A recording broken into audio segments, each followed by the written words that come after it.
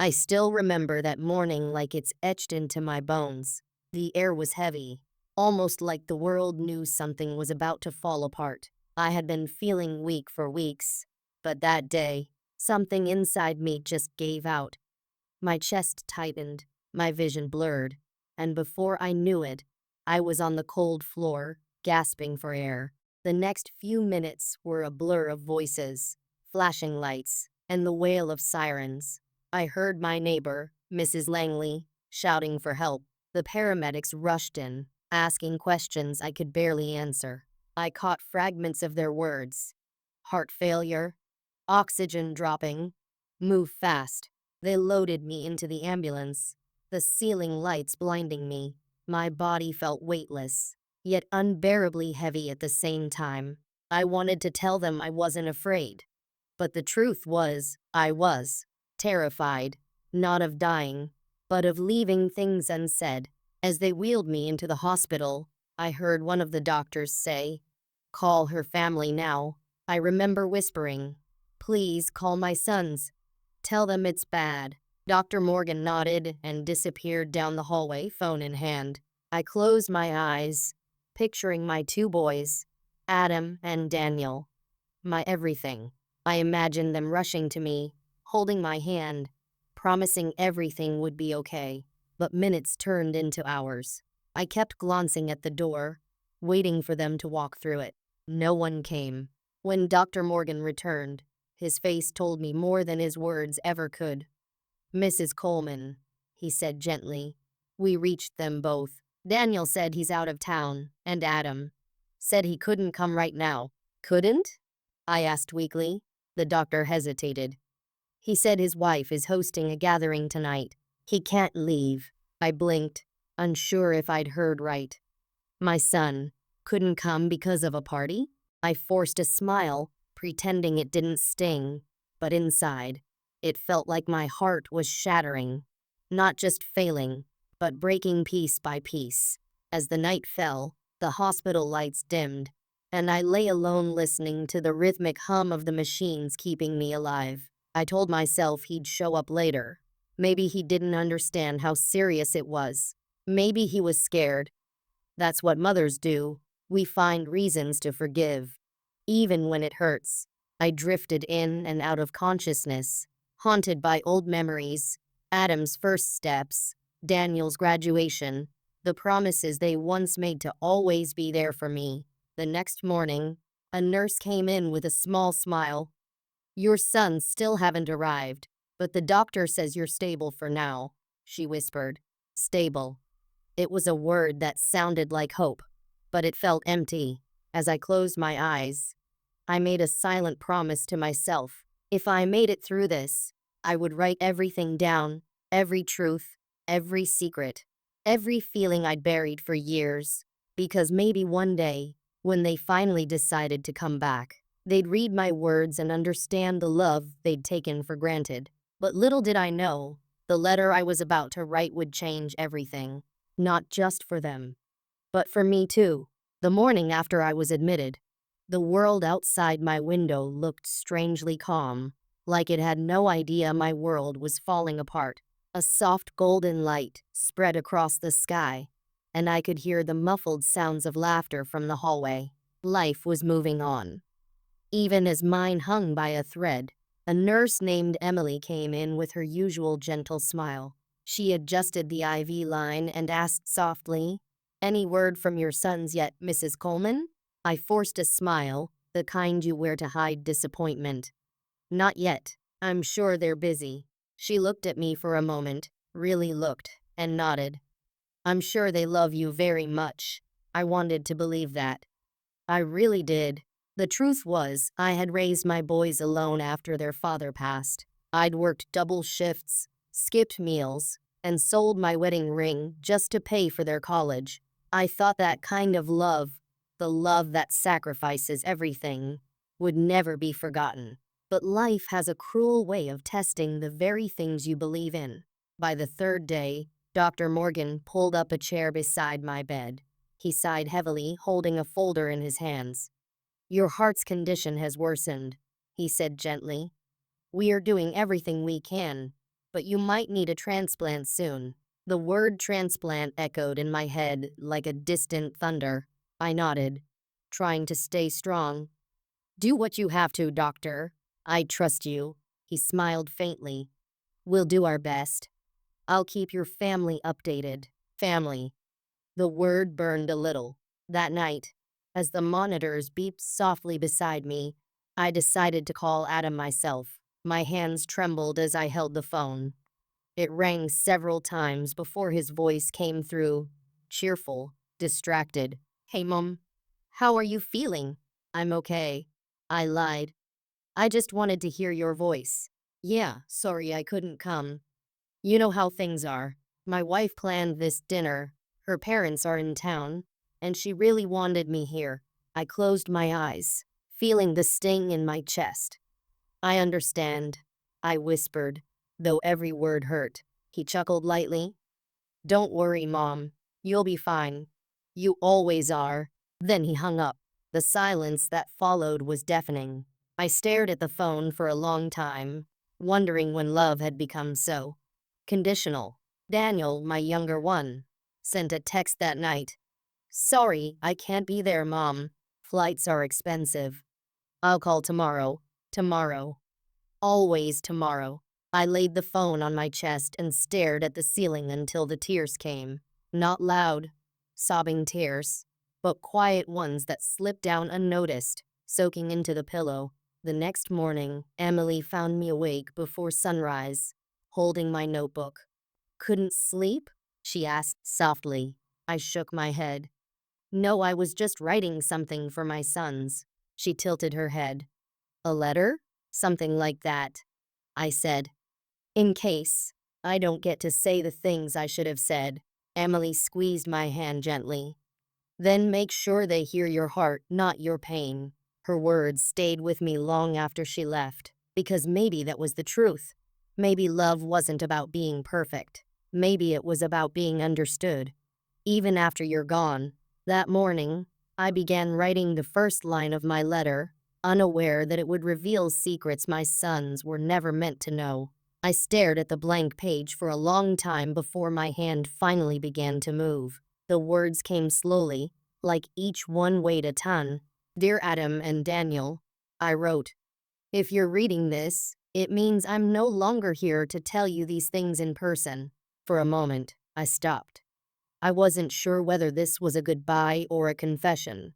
Maybe both. I began to write about the little things, how I remembered their first day of school, the scraped knees, the bedtime stories. I told them how proud I was, even when they didn't call, even when their lives grew too busy for mine. I wanted them to know that I forgave them, not because they asked for it, but because holding on would only make my heart heavier.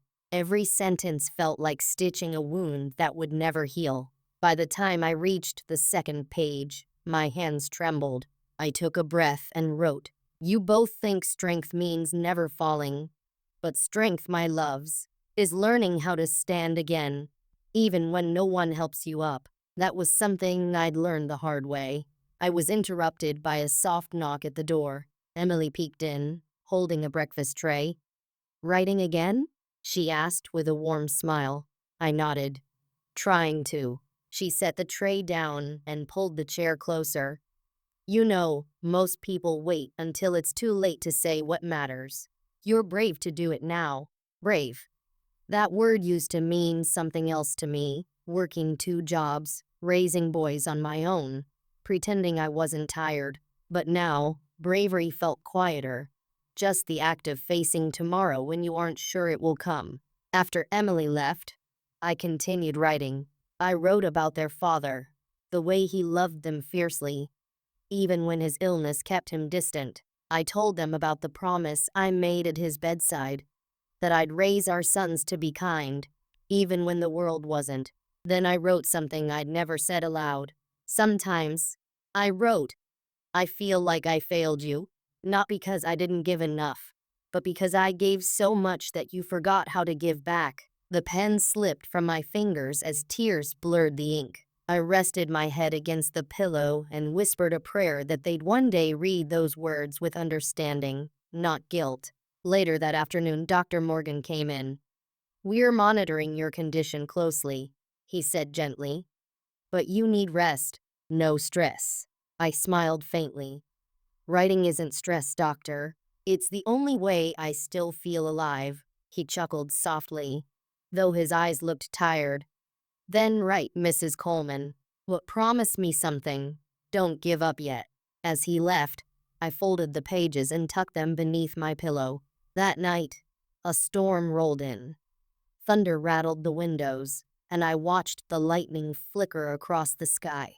Somewhere between those flashes, I imagined my boys laughing, eating, living their lives, unaware that their mother was fighting for one more heartbeat. I whispered into the dark, "Please, just one of you. Call me." The phone stayed silent. I closed my eyes and held my letter close, as if the paper could keep me warm. But the next call I received wasn't from my sons, and what that stranger said would change everything I thought I knew about my family. It was nearly midnight when the phone rang. The sound cut through the silence like a knife. For a second, I thought maybe, just maybe, it was one of my sons. My heart leapt, weak but hopeful, and I reached for the phone with trembling hands. "Mrs. Coleman?" The voice on the other end wasn't one I recognized. It was calm but carried a weight I couldn't place. "Yes," I whispered, my throat dry. "This is Detective Harris. I'm sorry to call so late. Are you related to an Adam Coleman?" My stomach dropped. The room suddenly felt colder. "Yes," I managed to say. "He's my son." "Why? Did something happen?" There was a pause, too long, too careful. Then he said softly, "He's fine, ma'am. But there's been an incident. He's at the station. He asked that we notify you." An incident. My mind spun in circles. What kind of incident? I can't discuss details over the phone. But he's safe. He may need someone to talk to. I sat there in stunned silence long after he hung up. The nurse found me still holding the phone, staring into nothing. "Mrs. Coleman?" she asked gently. I looked up dazed. "My son Adam. He's in trouble." She placed a hand on my shoulder. "Do you want me to call the station for you?" I nodded, and within minutes, she had connected me.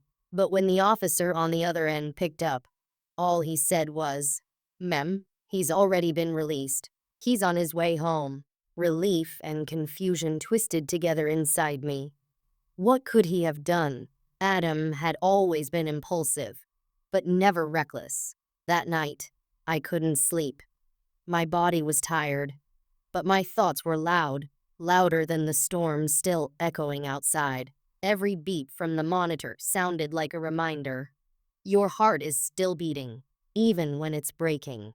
By morning, Emily came in and noticed I hadn't touched my food. "Rough night?" she asked softly. I nodded. "The police called. About my son." Her face softened. "Is he okay?" "I think so. I don't know." I took a slow breath. "He didn't even call me himself." Emily sighed and pulled the chair closer. "You can't carry their choices, Mrs. Coleman. They're grown men now." "I know," I whispered. "But they're still my boys." She smiled faintly. "You never stop being a mother, do you?" "No," I said. "You just learn to love them from a distance."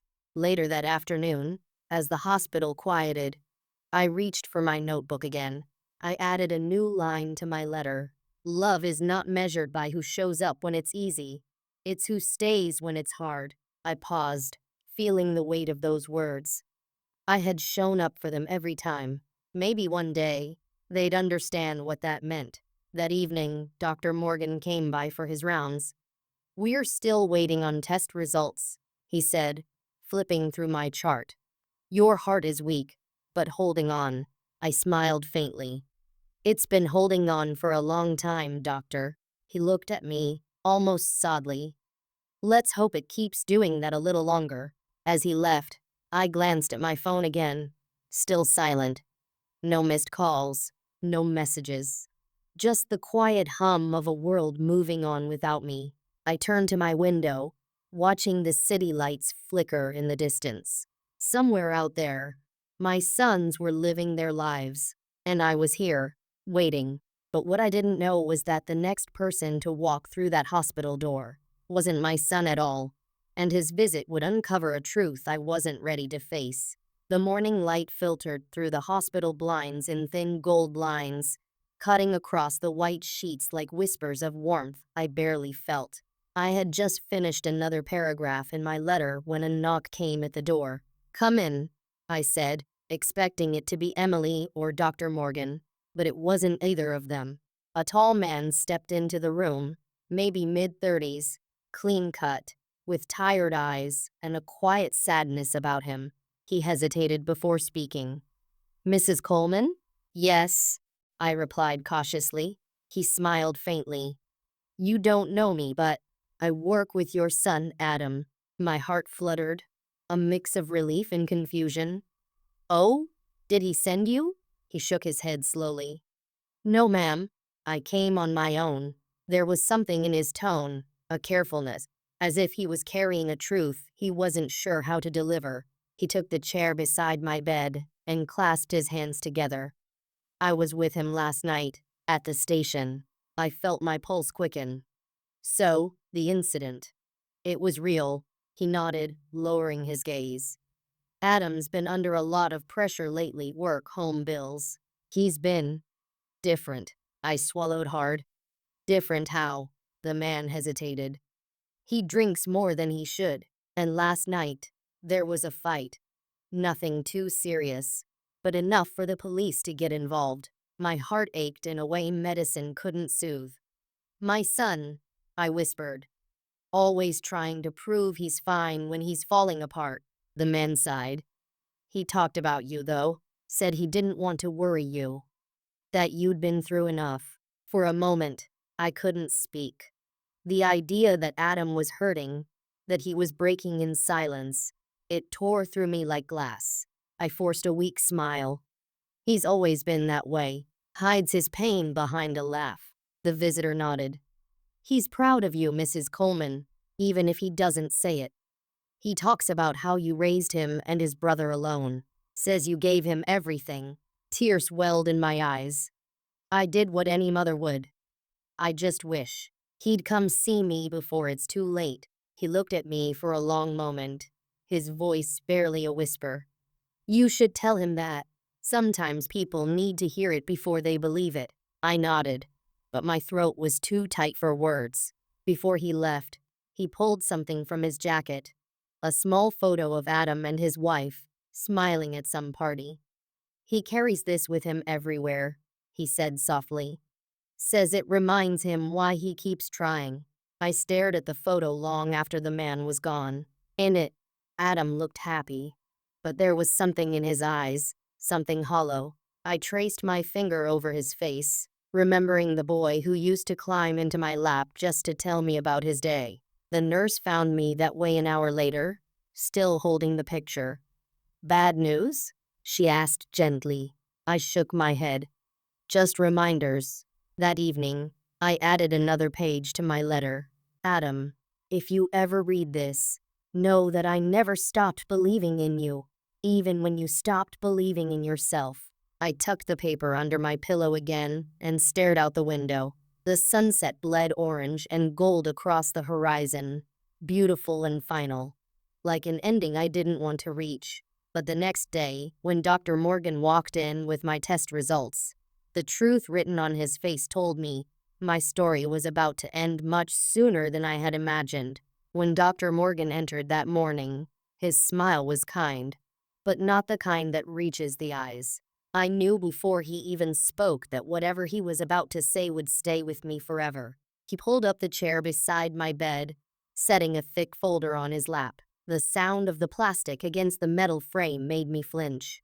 "Mrs. Coleman," he began softly, "we got your latest results back." The room suddenly felt smaller, the air heavier.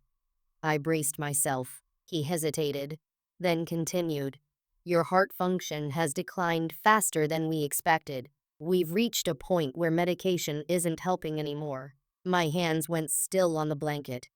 For a moment, The world outside that hospital window seemed to blur, nurses moving, machines humming, the faint scent of antiseptic, all of it fading into a quiet hum behind his words. "So what happens now?" I finally asked.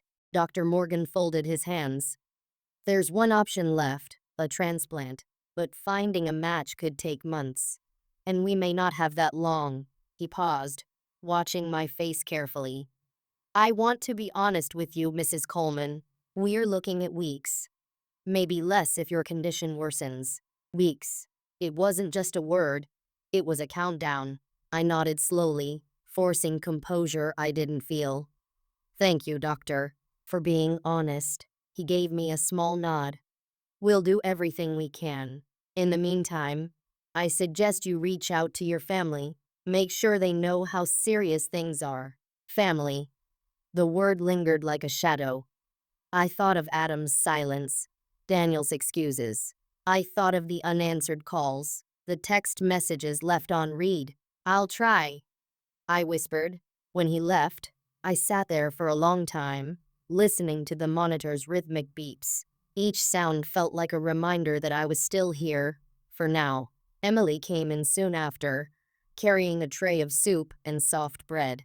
She could always read my face like a page. "Bad news?" I nodded. "My heart's giving up faster than we thought." Her expression softened, but she didn't speak right away. She just reached out and squeezed my hand, quiet understanding in her touch. "Do your sons know?" she finally asked. "No," I admitted. "I haven't told them yet." "What's the point? They didn't come when I was getting better. Why would they come when I'm getting worse?" Emily frowned gently. "Maybe because they'll realize it's their last chance.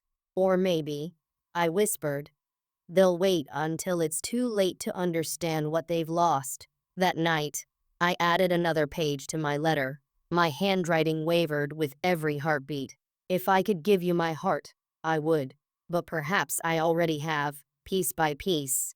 Every time I forgave you, every time I waited for a call that never came." Tears fell onto the paper, smudging the ink into small rivers of grief. I didn't bother to wipe them away. As I lay back against the pillow, the sound of the rain began tapping softly against the window. It was strangely peaceful, almost like the world was mourning quietly with me.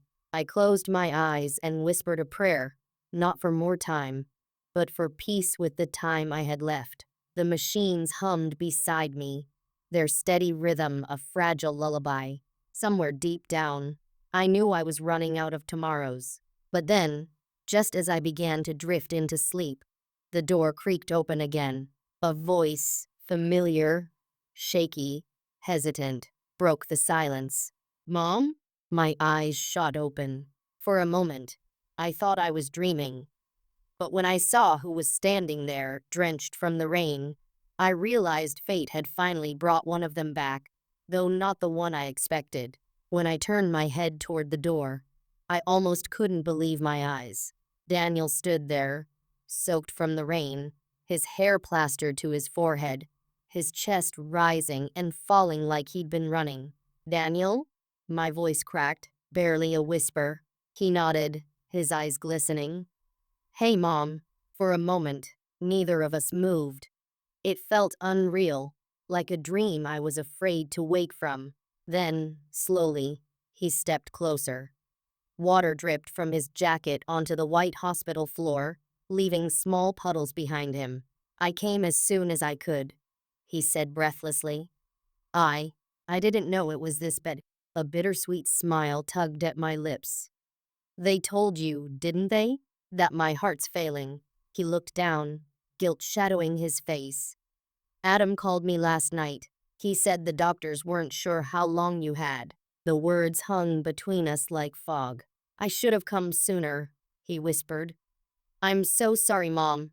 I wanted to tell him how angry I was, how long I'd waited, how many nights I stared at the door hoping it would open. But seeing him there, trembling, broken, and real, all that anger dissolved into something softer. Instead, I reached for his hand. "You're here now. That's what matters." He sank into the chair beside me, his fingers trembling in mine. For a while, neither of us spoke. The silence wasn't heavy. It was fragile, like the quiet before a confession. Finally, Daniel said, I read your texts. All of them. I don't know why I kept ignoring them. Life just got busy. I finished for him, smiling weakly. It always does. He winced, shame flickering in his eyes. No excuse. You gave up everything for us, and I couldn't even give you my time. Tears welled in my eyes. But I forced them back. You were always the gentler one, Daniel. You don't have to carry guilt, not now. He squeezed my hand tighter. But I do. I didn't just let you down, Mom. I let myself down. For the first time in a long while, I saw my son, not the grown man buried in his own world, but the little boy who used to draw me cards and promise to take care of me when I was old. He leaned forward, his voice breaking. Mom, please, don't give up. They'll find a heart. You'll get better. I smiled faintly. You still believe in miracles? I have to, he whispered. The nurse peeked in quietly, seeing us together, and smiled before closing the door. I could hear the faint sound of rain still falling outside, steady and gentle, like time itself slowing for us. Do you forgive me? Daniel asked suddenly. I turned my head toward him and nodded. A mother's heart never stops forgiving, even when it's breaking. He let out a trembling breath and rested his head against the side of the bed. I brushed his hair back like I used to when he was a child. For the first time in months, I didn't feel alone. My heart was weak, but it beat a little stronger in that moment, as if it knew what it was fighting for. We sat like that for what felt like hours. The world outside could have disappeared, and I wouldn't have noticed. But peace never stays long. Just as Daniel drifted off beside me, my phone lit up on the nightstand. A new message from Adam. I'm coming, Mom. I need to tell you something, face to face. I didn't know it then, but what Adam was about to confess would shatter everything I thought I knew about my sons and about love itself. By the time Adam arrived, the rain had stopped, but the world still looked washed out, pale and tired, like the sky itself had been crying with me. Daniel was asleep in the chair beside my bed, his head resting on folded arms. When the door opened, I looked up, expecting another nurse. But it was him. Adam stood there, his eyes red-rimmed and weary, his clothes still damp from the weather. For a second, he looked like a stranger, the kind of man life had worn down too fast. Mom, he said quietly, stepping inside. I hadn't heard his voice in weeks, and even now it trembled with something I couldn't name. Adam, I whispered, my own voice fragile. He hesitated near the foot of the bed, his gaze flicking toward his brother before returning to me. You look smaller, he said softly. Weaker, I smiled faintly. That's what happens when your heart gives up before you do. He flinched, and I instantly regretted the words.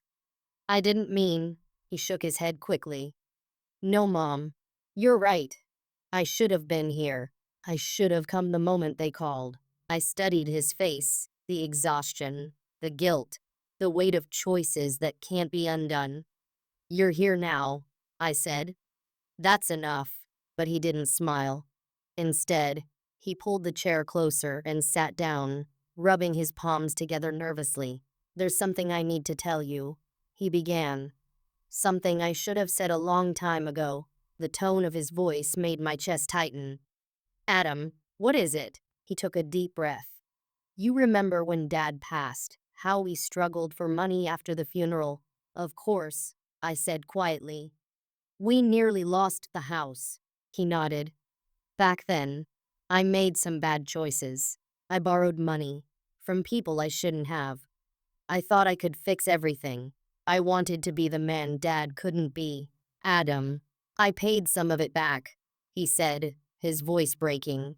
But last year, I lost my job.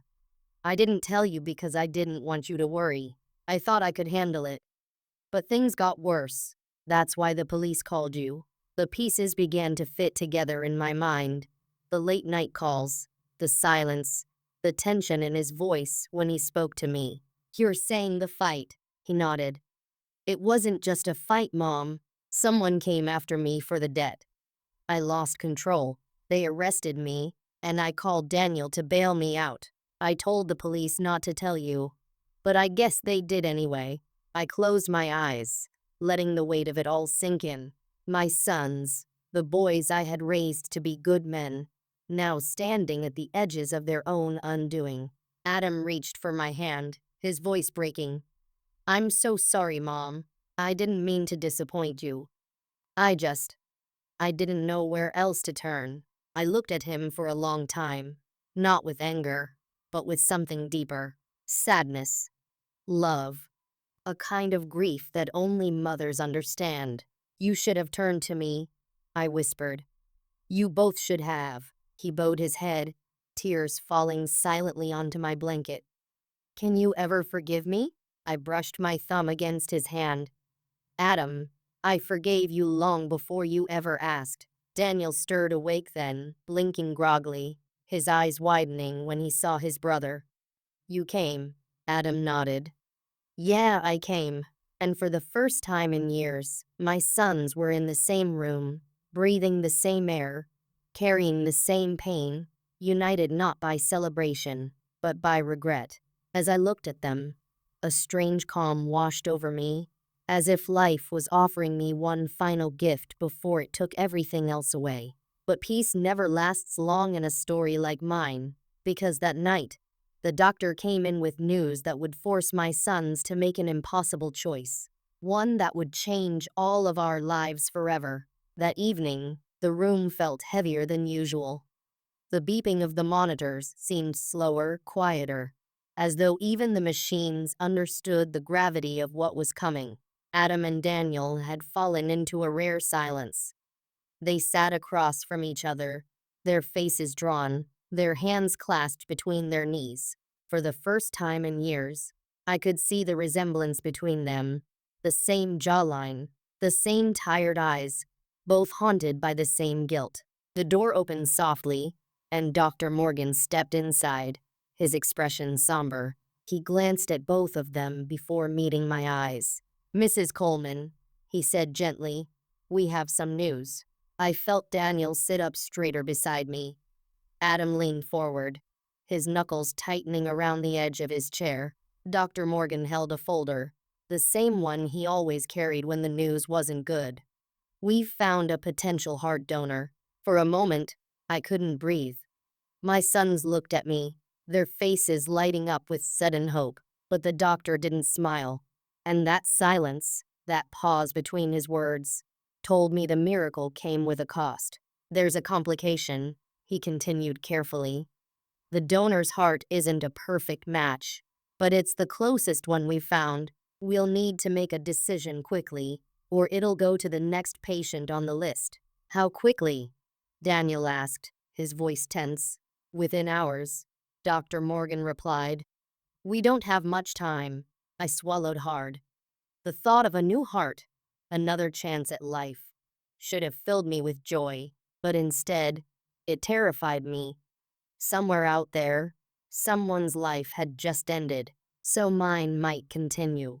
Adam spoke first. "Do it," he said firmly. "Whatever it takes. She deserves this." But Dr. Morgan didn't move. His gaze shifted from Adam to Daniel, then back to me.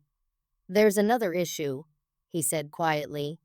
"The heart belongs to a donor from a recent accident. The patient's family hasn't given full consent yet. They're struggling with the decision." The room fell silent again. I could feel my son's eyes on me, desperate, pleading. But my mind had already gone somewhere else. To the image of another mother, sitting in another hospital, grieving her own child while I was being offered a second chance. "I don't know if I can accept it," I whispered.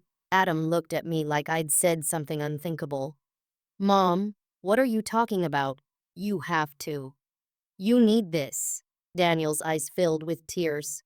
"Please, Mom, don't say no, you can't." I turned my gaze toward the window. The city lights were flickering in the distance, alive and bright, while mine felt like they were slowly dimming. "I've had my time," I said softly.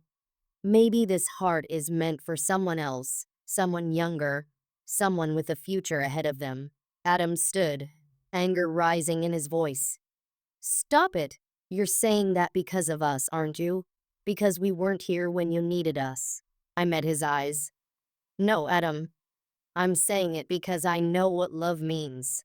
And love doesn't take from others to keep itself alive." He turned away, his shoulders shaking, while Daniel wiped at his face. "You don't get to decide that," he whispered. "Not like this." The doctor stood quietly, watching us, giving me time to speak, to decide. Finally, I looked at him and said, "Give the heart to whoever needs it most. I'll wait for another, or I won't. Either way, I'll be at peace." He nodded slowly, his eyes soft with understanding.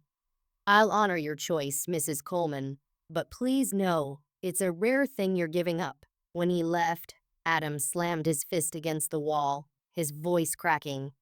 "You're just giving up." I reached for his hand, my own trembling. "No, sweetheart," I said quietly. "For once, I'm not giving up. I'm giving back." The room fell silent again, except for the sound of their quiet sobs and the steady, fragile rhythm of my failing heart. But fate has its own cruel timing, because the next morning, the phone rang again. And this time, it wasn't the doctor calling about me. It was about them. Morning came quietly, slipping through the blinds in soft streaks of gold. I had barely slept, my thoughts tangled between the choice I'd made and the look in my son's eyes when I made it. Daniel had dozed off again in the chair beside me, his hand still resting on mine. Adam stood by the window, staring out at the city skyline. He hadn't spoken much since the night before. I could feel the storm inside him, silent but fierce. The room was calm until the phone rang. It wasn't the usual ring from the nurse's station. This one came from the small phone on the wall near my bed, the one they used for urgent calls. Adam turned first. "I'll get it," he said, reaching for the receiver. "Hello?" His voice was wary, uncertain. I watched his face as he listened. The color drained almost instantly. Whatever he was hearing, it froze him where he stood. "Wait, what? When?" His voice broke mid-sentence. "Oh my God." Daniel stirred awake beside me, blinking in confusion. "What's going on?" Adam didn't answer. He just stood there, eyes wide, hand trembling as he slowly placed the phone back on the hook. Then, without looking at us, he whispered, It's about the heart donor." Dr. Morgan entered moments later, his expression grim but careful. "Mrs. Coleman," he began, "we just received a call from the other hospital. The donor's family finally consented. The heart will arrive in 2 hours." I should have felt relief, gratitude, something. But Adam's face told me there was more. He swallowed hard. "Mom, the donor is..." Dr. Morgan held up a hand gently, as if to steady him. "We didn't want you to hear it this way, but yes. The donor was involved in a severe car accident early this morning." Daniel's brow furrowed. "Accident? Where?"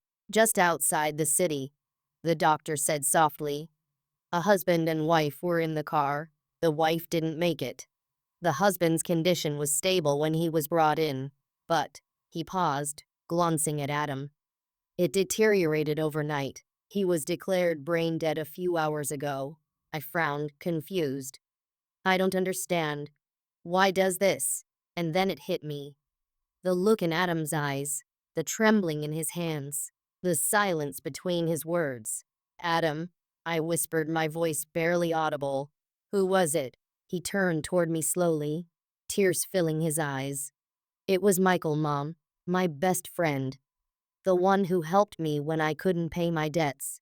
My breath caught. He sank into the chair beside me, covering his face with his hands. He was driving his wife home from a party. They said the rain made the roads slick. He swerved to miss a truck. Daniel's mouth opened, but no words came. The air left the room in an instant, replaced by a suffocating quiet. Adam, I whispered again. The donor, he nodded, voice breaking. It's his heart, Mom.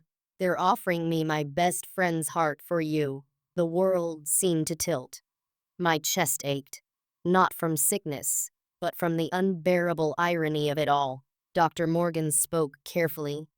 We don't have much time. If we proceed, Mrs. Coleman, the transplant must begin soon. Otherwise, the heart will go to another patient. I looked at both my sons.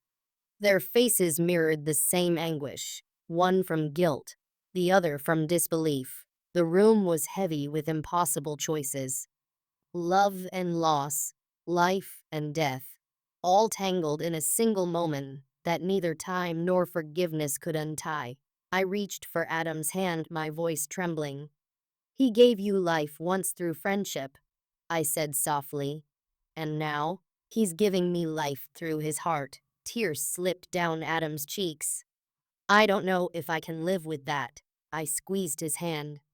Then live for it, for him, for me. The machines beeped steadily beside me, counting down seconds I no longer owned. Somewhere beyond the window, the world kept moving. Indifferent, endless. But inside that small hospital room, time stood still. And as they wheeled me toward the operating room, I couldn't shake the feeling that this wasn't just a surgery. It was a final test of whether a broken heart could truly be healed. They wheeled me through the white corridors of the hospital, fluorescent lights passing above like distant stars. Each one flickered briefly across my face before vanishing, as if time itself were counting the moments I had left to be myself. Adam and Daniel walked beside the gurney, one on each side. Neither spoke. Their eyes told the story words couldn't, a blend of guilt, love, and silent prayer. I reached for both their hands as we passed the nurse's station. Promise me something, I whispered. Daniel leaned close. Anything, Mom. If I don't make it through this, I said, my voice trembling. Don't spend your lives drowning in regret. I need to know you'll keep living, really living. Adam shook his head fiercely. Don't say that. You will make it. But the truth was, I wasn't sure I wanted to. Not if the cost of my life was another's death. Not if my survival meant watching my sons carry that burden forever. The elevator doors opened with a soft chime, and the world went quieter as they wheeled me inside. I could hear the faint hum of the machinery around us, the steady squeak of the gurney wheels, and somewhere far away, the low rumble of thunder rolling in again. Storms seemed to follow us these days. When we reached the operating wing, Dr. Morgan was waiting, his surgical cap already in place. His voice was calm, practiced, but even he couldn't quite hide the weight in his tone. Mrs. Coleman, he said softly, we're ready for you. The heart is stable. Everything's in place. I nodded weakly, my hand tightening around the blanket. And his family? I asked. He hesitated. They've given full consent. They wanted you to know that Michael's wife had no regrets about donating his heart. She said, it's what he would have wanted. My chest tightened, not from pain, but from a flood of emotions I didn't know how to contain. Gratitude, sorrow, disbelief, all mixed together in one fragile heartbeat. Adam turned away, wiping his eyes. Daniel kissed my forehead, whispering, we'll be right here when you wake up. I smiled faintly. If I wake up. Don't, he said, shaking his head. Please don't talk like that. The nurse pressed a soft hand against my shoulder. We need to take her in now. I nodded, closing my eyes as they pushed me through the double doors. The sound of my sons' voices faded behind me, replaced by the rhythmic hum of medical machines. Inside the operating room, the light was brighter, harsh and sterile, yet strangely holy. It was the kind of light that stripped everything away until only truth remained. Dr. Morgan stood above me, his tone steady. You're going to feel a bit of drowsiness, Mrs. Coleman. Just focus on breathing. I stared up at the ceiling, my thoughts spinning. Michael's heart. a mother's love, two sons finally reunited by grief. It all felt like a cruel kind of mercy, one that gives and takes in the same breath. As the anesthesia began to blur my vision, I whispered one last prayer. If this is my last moment, let my sons remember me not for how I died, but for how I loved. The doctor's voice drifted above me, soft but fading. She's under, and just before darkness claimed me, I thought I heard something, a faint echo, like a heartbeat that wasn't mine yet. Slow, steady, waiting. When I opened my eyes again, I wasn't sure if I was alive or dreaming. The world was quiet, too quiet. The light was softer, warmer, like morning sunlight spilling through curtains. I blinked, struggling to focus, and then I saw him, Dr. Morgan, standing at the foot of my bed, his face unreadable. For a moment, I didn't dare ask, but before I could speak, he whispered, "Welcome back, Mrs. Coleman. The surgery was a success." My chest rose slowly. I could feel it, the rhythm, the strength, the heartbeat that wasn't mine, but was now keeping me alive. Tears filled my eyes. I didn't know whether to thank God or apologize to him, but as the days passed and the new heart settled inside me, something strange began to happen. Something that made me question whether the heart I carried still remembered the life it once belonged to. They said the surgery had gone perfectly. They said my vitals were strong, my recovery promising. But what no one said, what no one could explain, was why I no longer felt like myself. The first few days after the transplant passed in a blur of soft voices, sterile walls, and the slow, steady rhythm of a new heartbeat. I should have been grateful. Every doctor, every nurse told me I was a miracle. But late at night, when the hospital quieted, and the only sound was the hum of the monitors, I'd place my hand over my chest and feel it, not my heartbeat, his. It wasn't fear, at least not the kind that makes you scream. It was something gentler, stranger, like someone whispering through my blood. Dr. Morgan called it psychological adjustment. He said it wasn't uncommon for transplant patients to feel disconnected from their new organs. "It'll pass," he promised, but this didn't feel like something that would pass. Every time I closed my eyes, I saw flashes, a highway glistening with rain, the sudden glare of headlights, the sound of metal twisting, a woman's voice calling out a name. I'd wake gasping, drenched in sweat, clutching my chest as if trying to hold the memories inside. Emily came to see me a few days later, bringing flowers and that same warm smile she always carried like sunlight. "You look better," she said. "Your color's coming back." I smiled weakly. "Looks can lie." She frowned, sitting at the edge of my bed. "Still having dreams?" I nodded. "They're not just dreams, Emily. They feel real, like I'm watching someone else's life play inside me." Her face softened. "You think it's the donor?" "I know it is," I said quietly. "I can feel him. It's like his heart hasn't stopped remembering." She didn't argue. She just reached for my hand and held it. "Maybe that's not a bad thing," she whispered. "Maybe he's helping you live." Her words lingered long after she left. Helping me live. That night, I dreamed again, only this time, it was clearer. I was sitting in a car, rain streaking the windshield. Music played softly on the radio. A hand, a man's hand, rested on the steering wheel. In the passenger seat, a woman laughed, her voice like wind. Then, the tires skidded. A flash of light. The world spun, and I heard it. Her scream. "Michael!" I woke up crying. The nurse rushed in, alarmed. "Mrs. Coleman, are you all right?" I nodded weakly, wiping my tears. "Just a dream," I lied. But as she adjusted the monitor, I noticed something strange. My heart rate had spiked before I woke up, as if my body had lived that moment again. The next morning, Dr. Morgan visited for a routine check. "You're healing well," he said, flipping through my chart. "Doctor, I interrupted. Can a heart remember? He looked up, puzzled. In what way? Memories. Emotions. The person it came from. Could parts of them still live inside me? He smiled gently, the kind doctors give when they think you're imagining things. There's no scientific evidence for that, but some patients report feeling connected to their donors. It's rare, but not impossible. Not impossible, I repeated softly. That phrase stuck with me, because deep down, I knew it wasn't impossible. It was happening. Every heartbeat carried something foreign, something familiar. Sometimes it felt comforting, a quiet strength pulsing through me.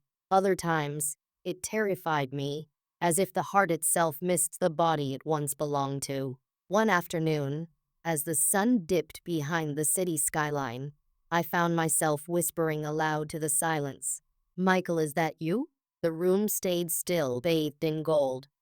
But then, just as I began to think I was imagining it, a strange calm washed over me, steady, warm, almost like an answer. But peace never lasts long, because that night, when I finally gathered the strength to sleep, I heard something new in my dream. Not Michael's voice, but his wife's, and she was calling my name. The dream returned the next night, but it didn't begin where it had before. This time, I wasn't in the car. I was standing outside of it. Rain fell in heavy sheets, soaking my hospital gown, though in the dream, it felt like an ordinary dress, pale blue, fluttering in the wind. Headlights flashed ahead, two beams cutting through the darkness.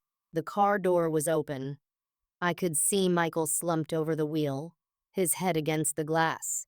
The woman beside him, his wife, was still. The air smelled of gasoline and rain. And then, over the storm, I heard her voice again, soft, trembling, but unmistakably clear. Margaret, my name, not hers. Mine. I gasped awake, heart hammering violently against my ribs. My pulse monitor screamed in alarm. Within seconds, nurses rushed in, flooding the room with harsh fluorescent light. Mrs. Coleman breathed. Slow, deep breaths. I tried, but the panic wouldn't fade. My hands clutched at my chest as if trying to silence the echo that wasn't mine. When the chaos finally calmed, Dr. Morgan appeared at my bedside, his expression tight with concern. You had another episode, he said softly. Your heart rate spiked to 170. I nodded weakly, still trembling. It wasn't an episode. It was her, he sighed. You mean the donor's wife? She said my name. Doctor, she knows who I am. He frowned. Margaret, your mind is still adjusting. The trauma, the medication. I'm not imagining this. I snapped, louder than I meant to. You think I don't know the difference between a dream and a message? For a moment, he didn't speak. Then he gently placed a hand on the bed rail. I've seen patients form strange attachments to their donors. But remember, it's your heart now. Yours. You have to make peace with that. He left soon after, but his words lingered like smoke. Yours now. But what if it wasn't? What if the heart was trying to say something? Over the next few days, I began noticing small changes. Subtle things at first. I craved black coffee, something I hadn't touched in decades. My handwriting had shifted slightly, leaning to the right instead of the left. When music played softly in the hall, my fingers tapped along to rhythms I didn't recognize, as if guided by a memory that wasn't mine. And then there was the song. A nurse, young, cheerful, liked to hum as she changed the sheets or adjusted my IV. It was a simple melody, nothing special. But the first time I heard it, I froze. That song had been in my dream. The same tune that played on the radio before the crash. I asked her where she learned it. She smiled. Oh, my grandmother used to sing it. It's an old lullaby called Safe Home. Why? I forced a smile. No reason. It's just familiar. That night, I couldn't sleep. The hospital lights dimmed, leaving the room bathed in pale blue moonlight. I pressed my palm against my chest, feeling that steady, foreign rhythm, the heartbeat that had carried another man's memories, another woman's voice. "Why me?" I whispered into the dark. No answer came, only silence. But as the rain began again outside, soft at first, then harder, I felt something stir deep inside me, a warmth, gentle and sorrowful, spreading through my veins like a whisper of grief that wasn't mine. And then I saw it again, not in my dreams this time, but behind my closed eyelids. A face, her face, young, tear-streaked, framed by headlights, and she was mouthing words I couldn't quite hear, until finally, the sound broke through, faint but unmistakable. "Tell him I forgive him." My eyes flew open, breath sharp. The room was empty. The monitor beeped quietly beside me, but I knew that voice, and deep down, I knew exactly who she wanted me to tell. Because the next morning, when Adam walked into my hospital room with red eyes and shaking hands, I realized whatever haunted my dreams wasn't finished with us yet. When Adam walked in that morning, I knew before he even spoke that something inside him had broken. His face was pale, eyes sunken from sleepless nights, and his hand shook as he set down a paper cup of coffee on the table beside my bed. He didn't say hello. He just stood there, staring at me, or maybe through me. "You look like you've seen a ghost," I said softly. He gave a dry, humorless laugh. "Funny thing is, maybe I have." The air between us hung heavy. I watched him fidget, his fingers tracing the rim of the cup. "What happened, Adam?" I asked. He didn't answer right away. When he finally spoke, his voice was hollow, the kind of voice that carries the weight of something unspoken. "I went to Michael's house yesterday." The name alone sent a shiver through me. "Why?" "I don't know," he admitted. "Guilt, maybe." "His wife." He paused, his throat tightening. "Clara? She's still in the hospital, recovering. I wanted to see her, to tell her I was sorry. Did you?" He nodded, staring at the floor. "I tried, but when she saw me, she just started crying. Not out of anger, more like relief. She said she'd been wanting to find me." My pulse quickened. "Why?" He hesitated, his eyes flicking up to meet mine. "She said she's been having dreams every night since the accident. She keeps hearing my name and yours." The room went still. Even the monitor seemed to quiet its beeping.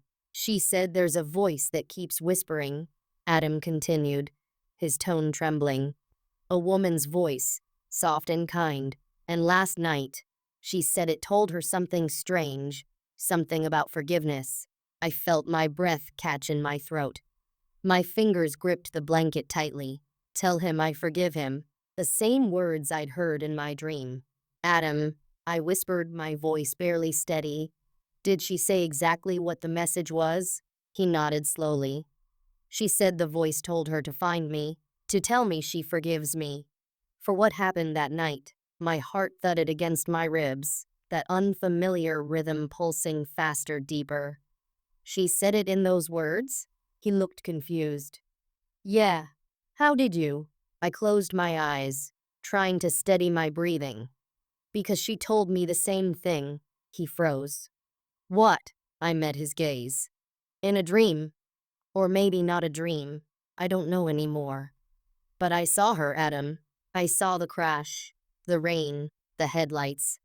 And I heard her voice, clear as day."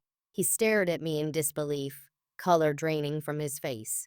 "That's not possible. Neither is carrying another man's heart," I whispered. He sank into the chair beside me, burying his face in his hands. "Mom, I didn't mean for any of this to happen." I told him to drive home carefully. "I didn't know." I reached out, placing my trembling hand on his shoulder. "Adam, you need to stop punishing yourself." "But it's my fault," he choked out. "If I hadn't asked him to meet that night, if I hadn't made him stay longer, it was an accident," I said gently. No one's to blame for rain or fate. He shook his head. Then why does it feel like he's still here? Like he's trying to tell me something? Because he is, I said softly. And so is she. He looked up, tears streaking his face. What are you saying? That forgiveness doesn't end with death, I said. Maybe that's why I got his heart. Maybe he wanted us both to hear it through me. Adam stared at me, silent, trembling. And what if he's not done speaking? I swallowed hard, my pulse quickening again. Then we listen. The rain started again outside, soft, steady, familiar, and as it hit the window, I felt that strange warmth rise in my chest, that quiet pulse of something bigger than blood or breath. Michael wasn't gone, neither was she, and somewhere between my heartbeat and the rain, I knew they were still trying to reach us. But the next night, the message changed, and this time, it wasn't about forgiveness. It was a warning. That night, the hospital was quieter than I'd ever heard it. Even the usual beeping of machines seemed softer, as if the walls themselves were holding their breath. Adam had fallen asleep in the chair again. Exhaustion painted across his face. Daniel had gone home to check on things, promising to return in the morning. I lay awake, staring at the ceiling, tracing the faint rhythm under my ribs. That borrowed heartbeat, steady but not quite mine. Outside, rain whispered against the windows. It always seemed to rain now, as if every drop carried some kind of memory, falling between worlds. I closed my eyes, trying to rest. But as soon as sleep began to take me, I felt it. A change. The air grew cold, heavy. The sound of the rain faded, replaced by something else. A faint, rhythmic tapping, like knuckles against glass. My eyes opened. The room was bathed in dim blue light from the heart monitor, shadows stretching across the walls. The tapping came again, slow, measured, coming from the window. Hello? My voice was barely a whisper. The tapping stopped, and then, faintly, through the sound of the rain, I heard her voice. Margaret, don't let him go. It was her, Clara, the same voice that had whispered forgiveness nights before. But now it carried urgency. Fear. I sat up, heart pounding, too fast, too loud. What do you mean? I whispered into the dark. Silence. Then, faintly, the same words, but sharper this time. Don't let him go. He's next, I gasped, clutching my chest. The monitor began to beep faster, alarms flashing red. Within seconds, nurses rushed in. Mrs. Coleman. Deep breaths, please calm down. I tried to explain, to tell them I'd heard her voice again. But the words wouldn't form. All I could do was shake my head and stare at the rain outside. They gave me something to help me sleep, but it didn't work. My mind wouldn't stop replaying those 4 words. He's next. By morning, I was pale and trembling.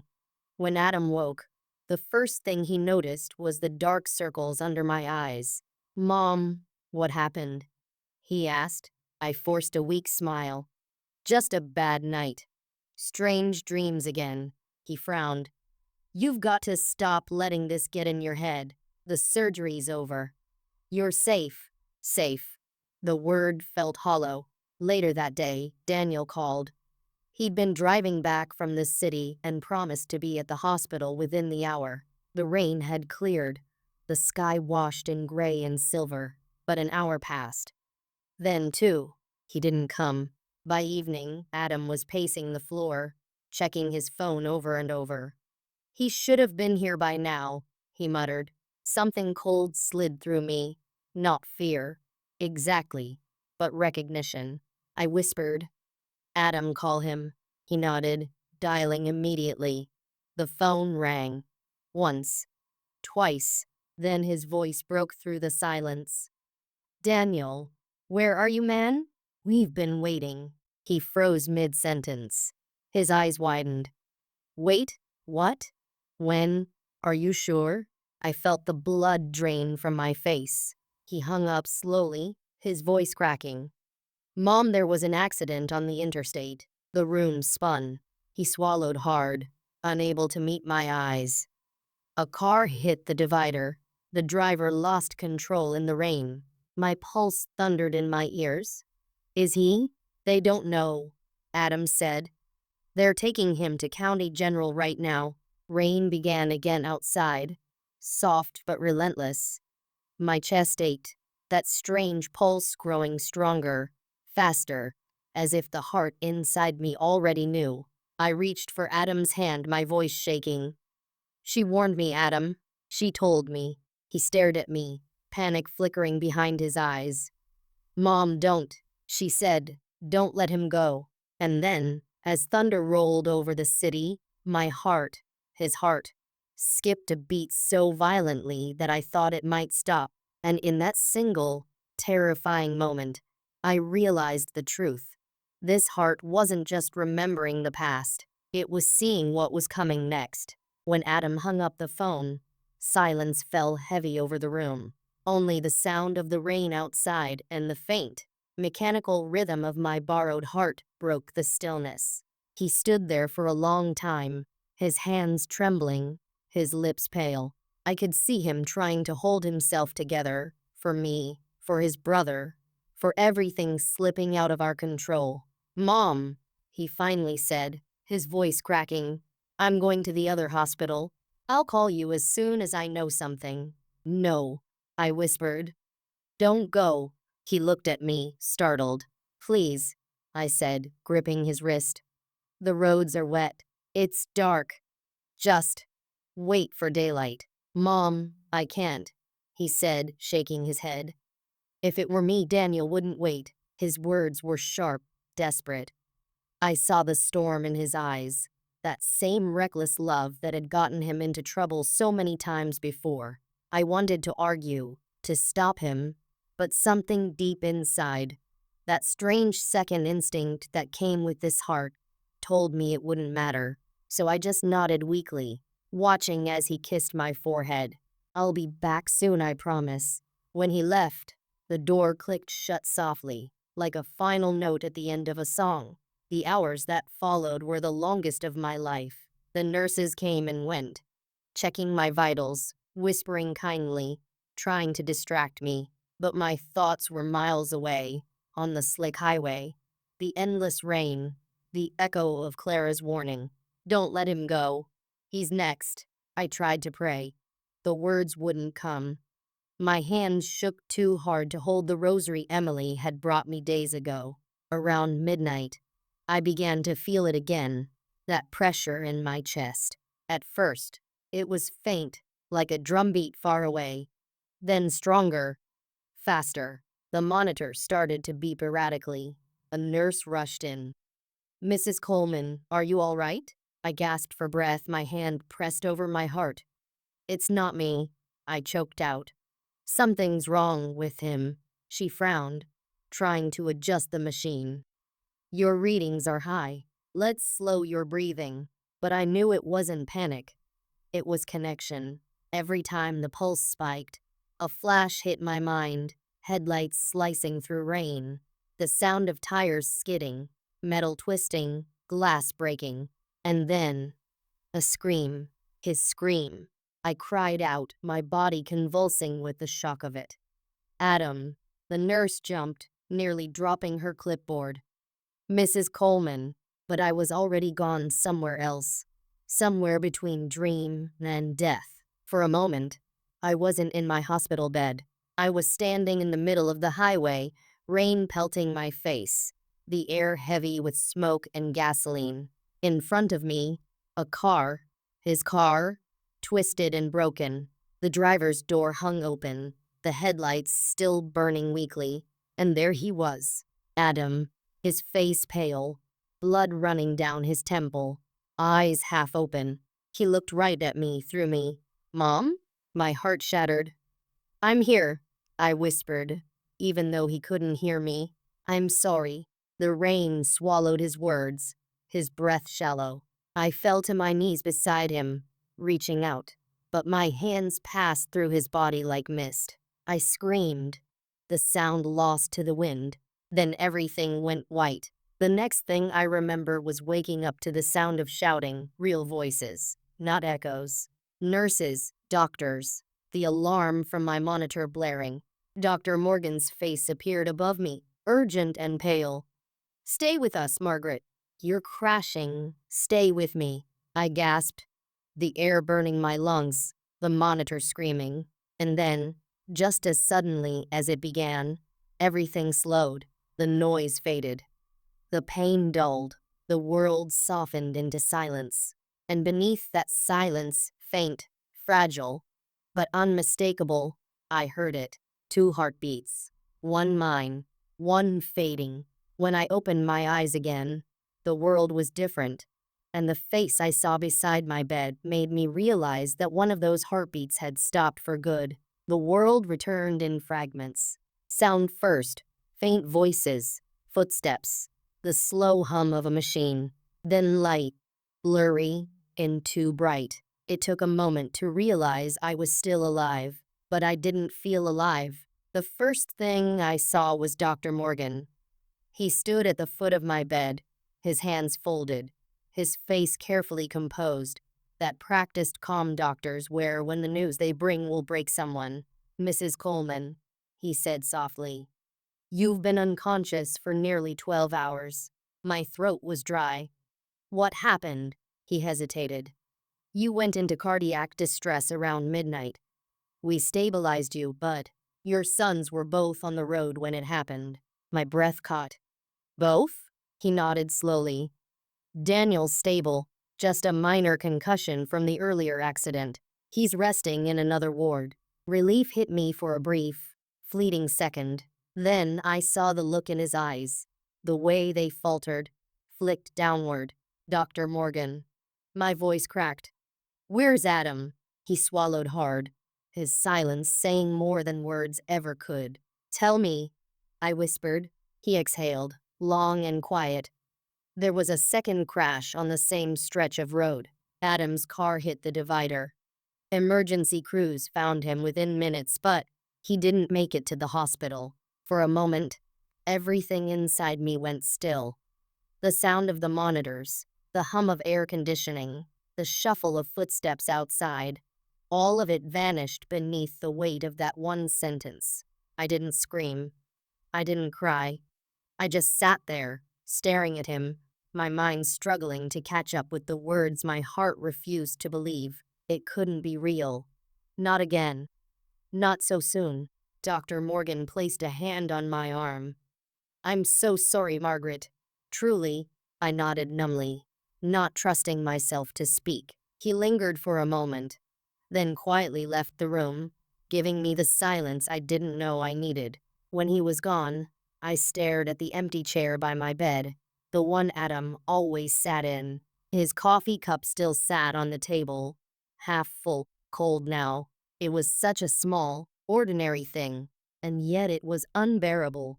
The rain had stopped outside, leaving streaks of water trailing down the glass like tears.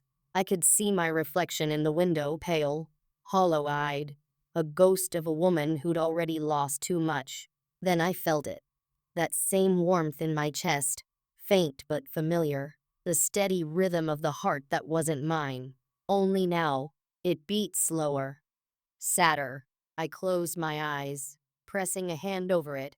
"You knew, didn't you?" I whispered. For a moment, nothing. Then a single pulse, strong, deep, like an answer. The tears came then. Silent, shaking, endless. I thought of the voice, Clara's warning. "Don't let him go. He's next." I had tried. I'd begged him to stay. But fate doesn't listen to desperate mothers or borrowed hearts. It just takes what it wants. Hours passed, though time no longer mattered. I must have drifted off because when I opened my eyes again, the room was dim, the sky outside tinted violet with the first light of dawn. And then, faintly, I heard it. Not a dream, not a memory. A heartbeat that wasn't coming from me. Two, again, one within, one without. I looked toward the empty chair, and for just a moment, a breath, a flicker of time, I saw him there. Adam. He was sitting exactly as he always did, elbows on his knees, his tired smile soft and familiar. I didn't move. I didn't blink. "Mom," he said quietly. "It's okay." Tears streamed down my face. "No," I whispered. "No, it's not." He shook his head gently. "You have to let me go." I reached for him, my hand trembling, aching. But before I could touch him, he was gone. The chair was empty again. The monitor beside me beeped softly, steady and alive. But even after he vanished, my chest still ached. Not with pain, but with presence. Because somehow, I knew he hadn't really left. Not him. Not Michael. Not anyone whose heartbeat still echoed inside me. The morning after Adam's death, the hospital felt impossibly still. Even the air seemed heavier, as if the world itself was holding its breath in mourning. Dr. Morgan had offered to move me to a private room, somewhere quieter, but I'd refused. The silence I already carried inside me was louder than any hallway noise could ever be. Daniel came to see me later that afternoon.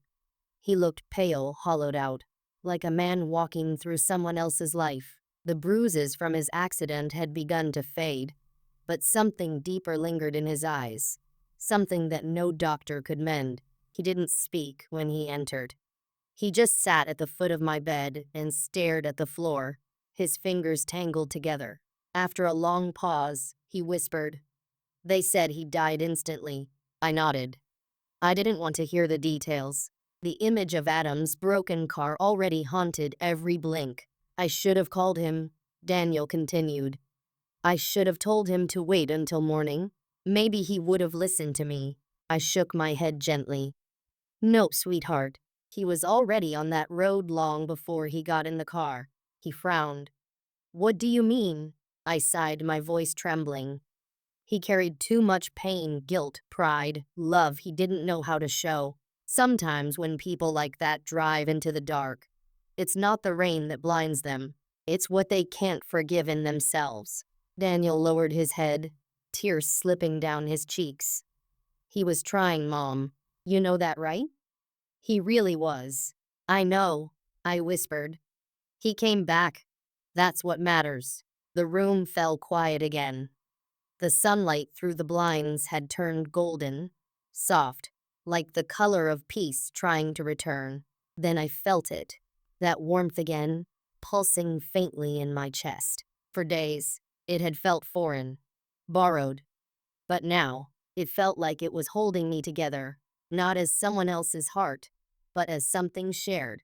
"Daniel," I said softly, "do you ever think maybe hearts don't really belong to us at all?" He looked up, confused. "What do you mean?" "Maybe they're just borrowed," I said. "Passed from one soul to another until they've learned what they need to. Maybe every heartbeat carries a piece of someone else's story." He smiled sadly. "You sound like Dad," I chuckled weakly. "Maybe that's the point." For a while, we sat there, mother and son, both half broken, both trying to believe in something larger than loss. Then, without warning, my monitor let out a single long beep, sharp, high, startling. Daniel jumped to his feet. "Mom?" My hand pressed instinctively against my chest. Not pain, not fear, just an overwhelming rush of feeling. Warmth. Light, like 1,000 memories colliding into one. And in that moment, I heard them. Not voices this time, but laughter. Michael's deep and steady, Clara's soft and melodic, and Adam's. Oh, Adam's, the way it used to sound when he was a boy. The noise faded as quickly as it came, leaving only the faint echo of their peace inside me. Daniel's hands gripped mine. "What happened?" "You scared me." I smiled through tears. "Nothing bad. I think I heard them." He blinked, confused. "Heard who?" I looked at him, really looked, and saw the fear and love tangled together in his eyes. "Everyone I've lost," I whispered. But it didn't sound like goodbye this time. He stayed silent, watching me closely. You think they're together? I nodded. Yes. And maybe they want us to be too. The nurse entered a few minutes later, smiling faintly when she saw us holding hands. Looks like someone's feeling stronger today. I laughed softly, in ways I can't explain. But as she adjusted the IV and turned to leave, I caught a glimpse of the window. There, for just a moment, a reflection. Not mine, not Daniel's. Adam. He stood beside me, calm and peaceful, his eyes no longer heavy with guilt. He mouthed the same words he'd spoken before disappearing the first time. It's okay, Mom. And then, like sunlight breaking through clouds, he was gone. That night, as I drifted to sleep, my chest pulsing softly with a heart full of borrowed grace, I realized something I hadn't before. Sometimes love doesn't die with us. It just finds a new rhythm to live in. Grief changes the sound of the world. It softens everything, the footsteps in the hallway, the voices of nurses, even the rain outside. It was as if the universe had turned down its volume so I could finally hear what I'd been missing all along. The day after Adam's passing, I asked to sit by the window. My body was still weak, but the doctors said the new heart was holding steady. Stable, they called it, but I didn't feel stable. I felt like glass, clear, breakable, full of cracks that light could still pass through. Daniel came to see me every morning. He'd bring coffee that I rarely drank and sit quietly beside me while I looked out at the gray skyline. We didn't talk much. There was nothing left to say that words could fix. Sometimes, when the silence stretched too long, I'd imagine Adam walking through the door, the same half smile, the same nervous fidget with his jacket. I'd almost speak to him before remembering he was gone. But the strangest part was that I still felt him. Not as a vision this time. Not even as a dream. He was in me, a warmth that moved through my chest, through this new heart that had already carried so much love, loss, and forgiveness. One evening, as the sun began to set, painting the room in soft orange light, I asked Daniel something I'd been afraid to say out loud. Do you think we ever really lose people? He looked up from his phone, startled.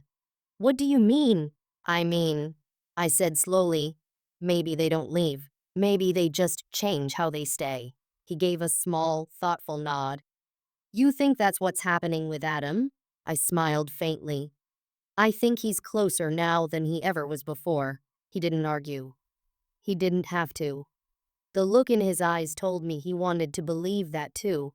After he left, the room grew quiet again, that heavy, sacred silence that seems to follow grief like a shadow. The nurse dimmed the lights, and I drifted into a light sleep, the steady beat of my heart lulling me somewhere between dreams and memory. That's when I heard it, soft at first, a faint echo, thump, thump, thump, thump. It wasn't my heartbeat. It was another rhythm layered beneath it. Fainter, slower, familiar.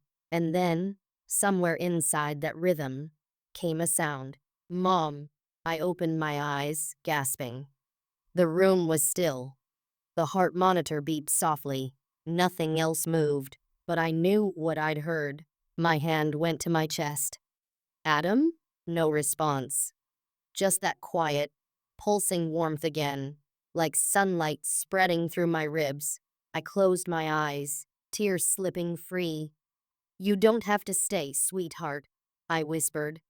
You can rest now, but the warmth didn't fade.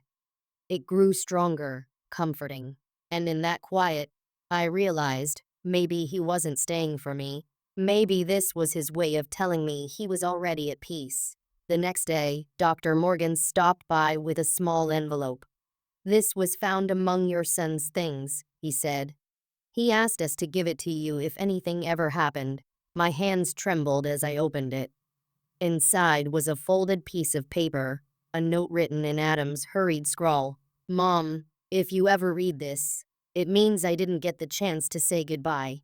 You were right. Hearts don't belong to us. I just hope the one you carry keeps beating, for both of us. The ink was smudged, maybe from rain, maybe from tears. I pressed the letter to my chest and closed my eyes, feeling the steady rhythm beneath it. Thump, thump, thump, thump. 2 heartbeats again. Mine and his. And in that moment, I didn't feel haunted anymore. I felt held. But just when I thought the echoes had quieted, life reminded me that every ending carries one more secret. And this time, it would arrive not in a dream, but in the shape of someone I thought I'd never see again. A week had passed since Adam's funeral, though time no longer felt linear, just a long, soft blur between waking and remembering. Each sunrise came quieter than the last, as if the world itself had learned to tread lightly around my fragile peace. The doctor said I was recovering faster than expected. My new heart, Michael's heart, was strong, steady. "You're a miracle, Mrs. Coleman," Dr. Morgan said with a tired smile. But miracles always come with ghosts. That evening, the sky was painted with fading gold, the kind that bleeds into violet at the edges. The light filled my hospital room with a kind of still beauty, fragile, fleeting. Daniel had gone home to rest, promising to return tomorrow. I told him I'd be fine. I believed it, until the knock came. Soft, hesitant. 3 gentle taps at the door. I assumed it was a nurse, but when the door opened, I froze.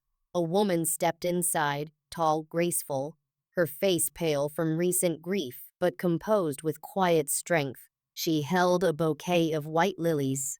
"Mrs. Coleman?" she asked softly. "Yes." My voice caught in my throat. She smiled faintly. "My name is Clara." My breath stopped. The room seemed to tilt slightly, the air thick with recognition. For a moment, neither of us spoke. The hum of the heart monitor filled the silence between us. My heart, his heart. Finally, she stepped closer. "I hope this isn't too much. I just needed to see you. To meet the person who carries Michael's heart." Her voice trembled on his name, but she didn't cry. There was something steady, almost sacred, in her composure. I swallowed hard.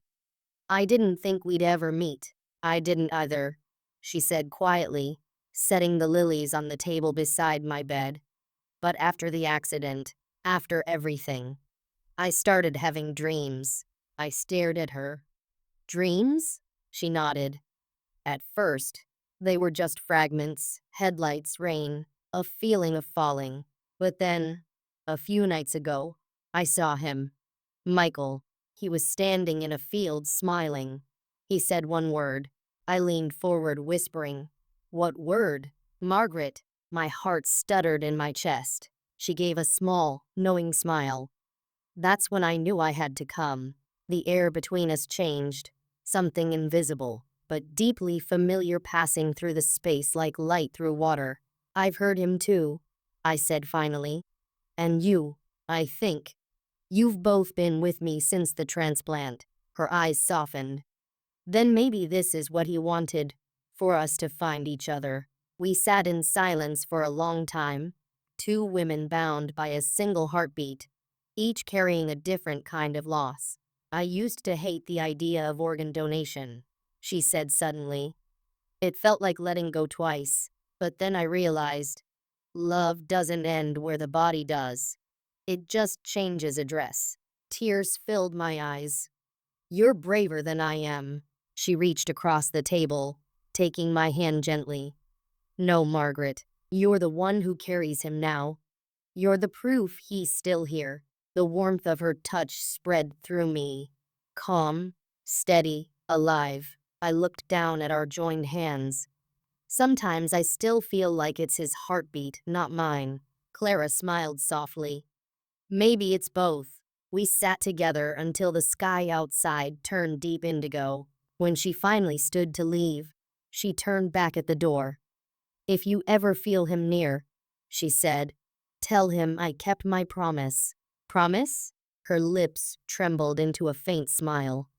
"That I'd find the woman he'd saved." She left quietly, her shadow fading into the hallway light. I sat there for a long while after, staring at the lilies she'd brought. They were beginning to open, pale, fragrant, almost glowing in the dim light. And as I listened to the soft rhythm of my heart, I realized something new. It didn't sound like one heartbeat anymore. It sounded like two, not echoing, but harmonizing. That night, I dreamed of a field bathed in sunlight, and for the first time, I wasn't standing alone. Because sometimes, when love refuses to die, it simply finds a new way to keep living. After Clara's visit, the world seemed quieter in a different way. Not the silence of loss, but the kind of quiet that feels full, like the pause between waves when the sea is catching its breath. For the first time in a long time, I didn't wake up to the sound of ghosts. I woke to light, soft, golden, and warm against my face. The lilies she had left on the table were in full bloom, their fragrance subtle but comforting. Dr. Morgan came in early that morning, chart in hand, his eyes lighting with cautious optimism. "Your recovery is remarkable, Mrs. Coleman," he said, flipping through the pages. "Your heart rhythm has stabilized completely. It's strong, stronger than we expected." I smiled faintly. "It should be. It's been through more lives than most people." He chuckled softly. "You might be right about that." Then pausing, he added, "Would you like to be discharged soon? You're well enough to go home." The word home felt unfamiliar, like a language I hadn't spoken in years. "Yes," I whispered. "I think I'm ready." That afternoon, Daniel arrived with a change of clothes and a quiet kind of joy. He'd been waiting for this, for a sign that something good could still happen to us. When we left the hospital, I paused at the entrance. The sky was overcast, but light filtered through the clouds in long, gentle beams. Rain had fallen earlier, leaving the pavement shining like glass. I tilted my head up, breathing in the scent of wet earth and new beginnings. For the first time since the surgery, I didn't feel like a patient. I felt alive. At home, everything felt smaller than I remembered. The pictures on the mantel, the clock ticking in the hallway, Adam's jacket still hanging by the door, all of it familiar, all of it sacred now. Daniel helped me settle into my favorite chair by the window. The world outside was quiet, birds returning after the storm, the sky slowly clearing. I pressed my hand against my chest. The beat beneath it was strong, sure. And yet, with every pulse, there was something else. Not pain, not even memory, but presence.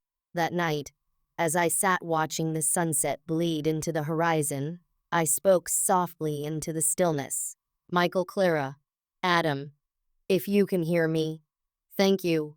I didn't expect an answer, but the air shifted. The faintest breeze brushed against my skin, carrying with it a warmth that wasn't from the sun. The heart inside me, their heart, our heart, seemed to respond, its rhythm sinking to something unseen. And then I saw it again. Not a vision, not a dream, a reflection in the window glass. Three figures, faint and luminous in the fading light. Michael stood slightly behind Clara, his arm around her shoulders. Adam beside them, smiling that same boyish grin I'd missed so dearly. They didn't speak. They didn't need to. I pressed my fingers to my lips, whispering, "I miss you." Adam smiled wider, his voice faint but sure, carried on the whisper of the wind. "You don't have to." And just like that, they were gone. But the peace stayed. For the first time in years, the ache in my chest didn't feel like emptiness. It felt like gratitude.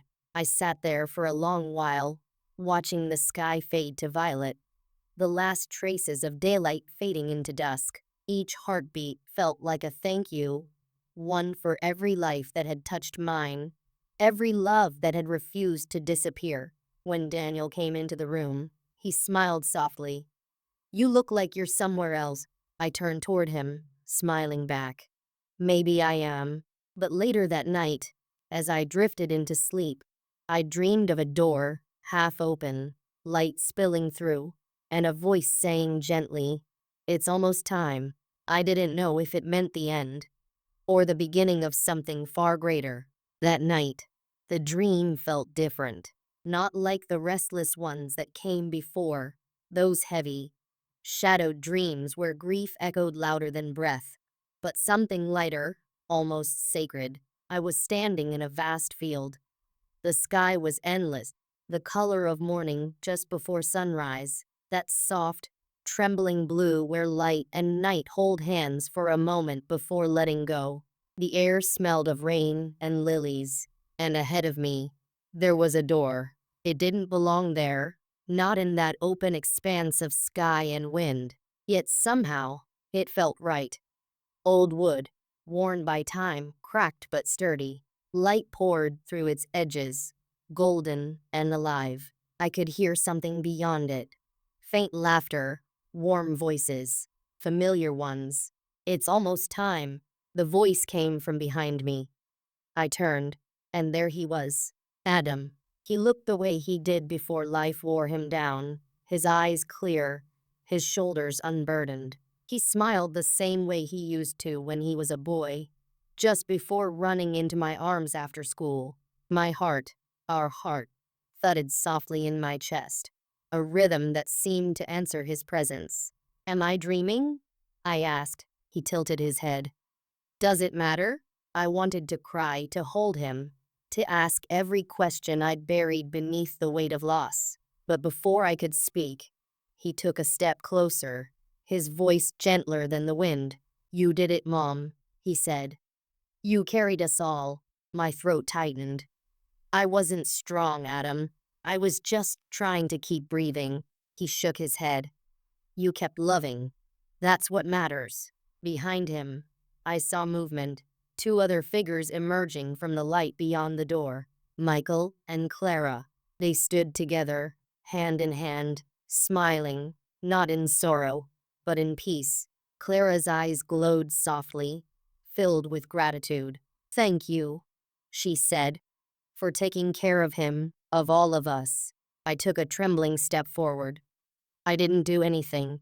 Michael shook his head. You lived. That's everything. The light around the door shimmered, growing brighter, spilling warmth across the field. I could feel it on my skin, in my lungs, through my heart, a heartbeat that wasn't bound by flesh anymore. Adam extended his hand toward me. You don't have to be afraid. Tears blurred my vision. Afraid of what? He smiled softly. Of the door. Of what's next. I looked at it again, the way it pulsed with light, the way it seemed to call my name without a sound. I took a step closer. The grass cooled beneath my bare feet, but as I reached for the handle, something inside me hesitated, not out of fear, but of love. Daniel, I whispered. He still needs me. Adam nodded, understanding.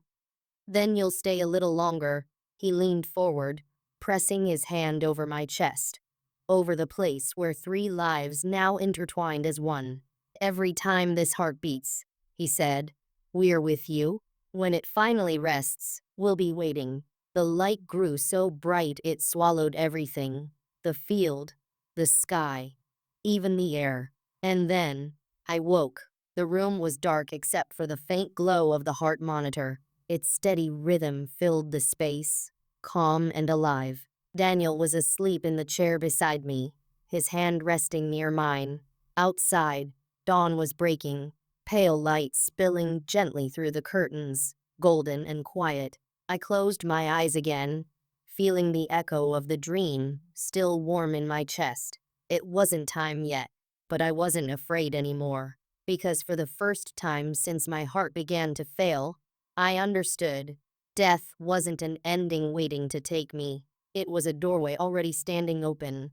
And one day, when love was ready, I would walk through. Morning came gently, like a whisper. For the first time in months, the dawn didn't feel heavy. The golden light didn't burn my eyes. It wrapped around me, warm and forgiving, as though the world itself was exhaling after holding its breath for too long. Daniel was still asleep beside me, his head bowed, the faint rhythm of his breathing in sync with the beeping of my heart monitor. I watched him for a long while, his hair messy, his face lined with exhaustion, but softer now, not hardened by anger, just worn by love. I thought of the dream again, of Adam, of Michael and Clara, of that radiant door. The memory lingered like a song I couldn't stop hearing.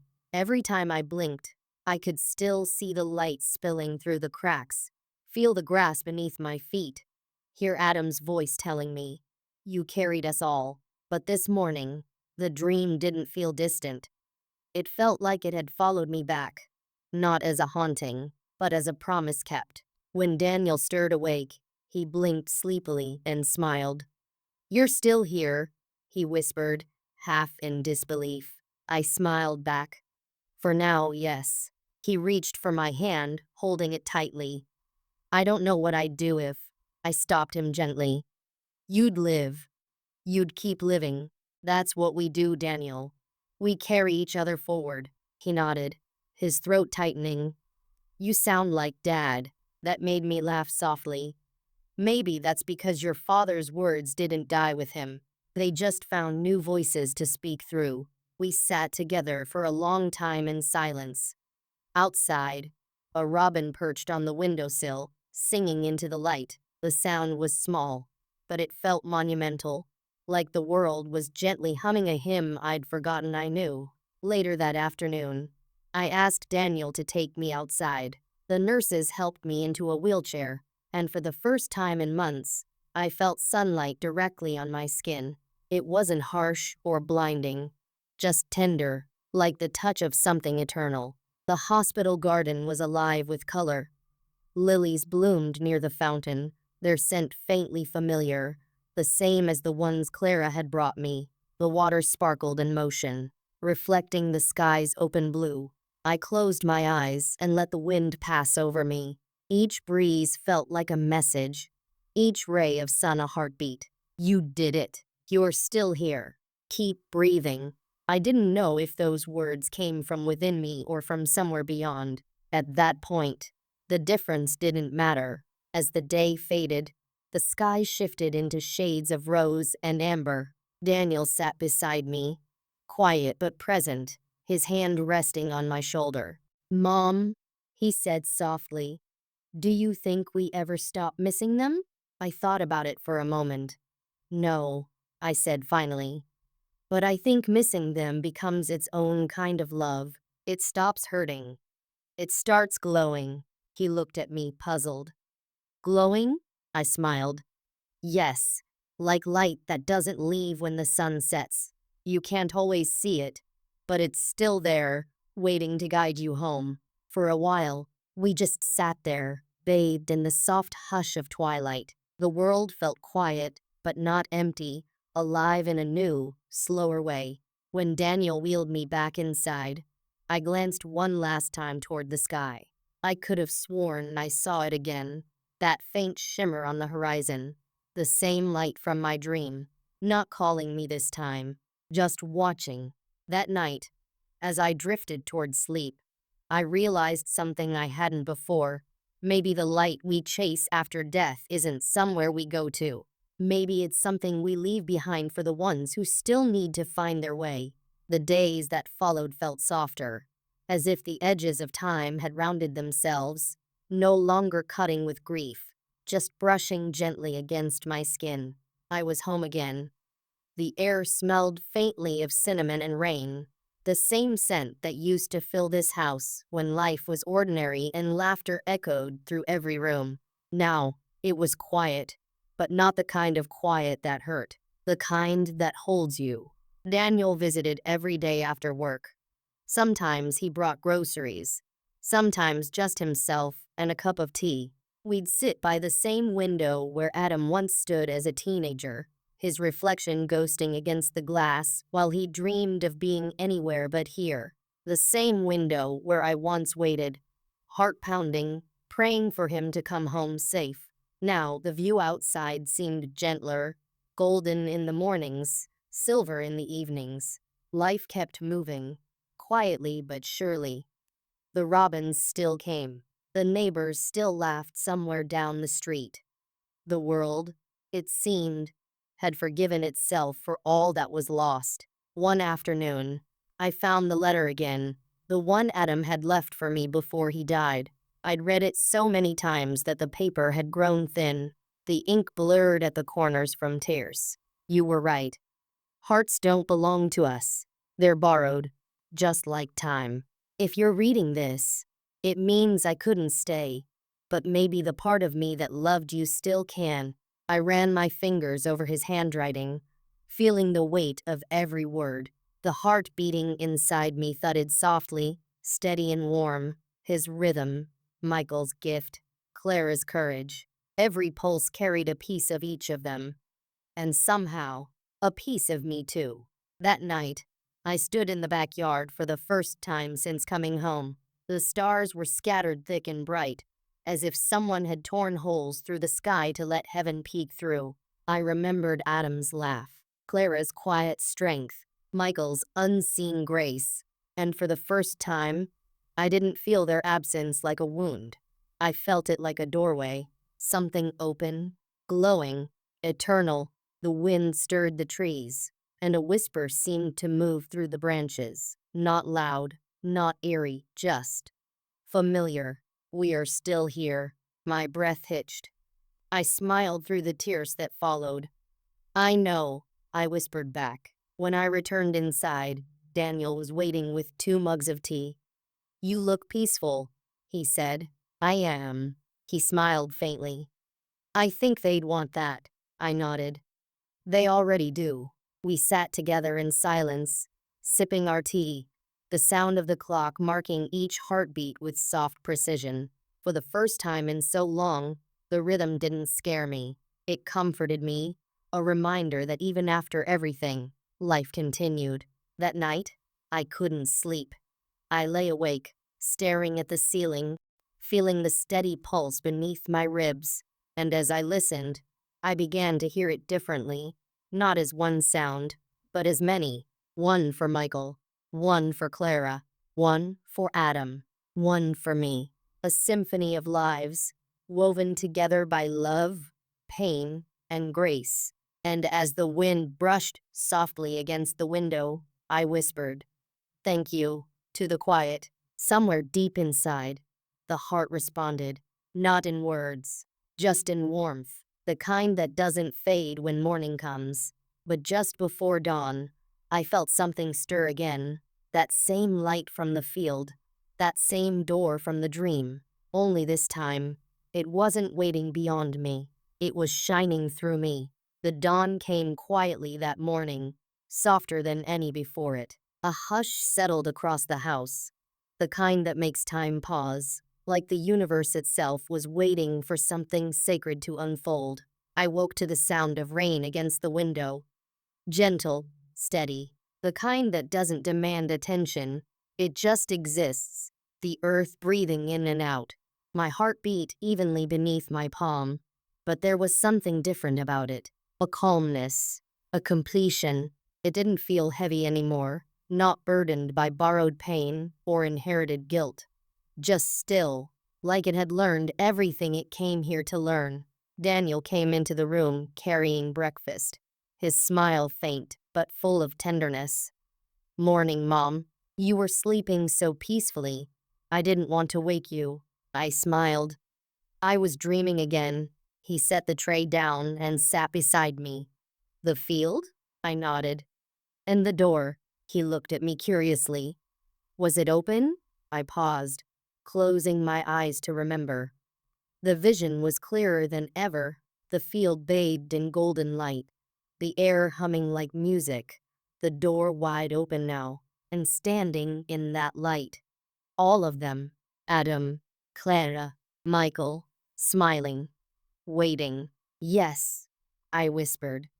It was. Daniel reached for my hand.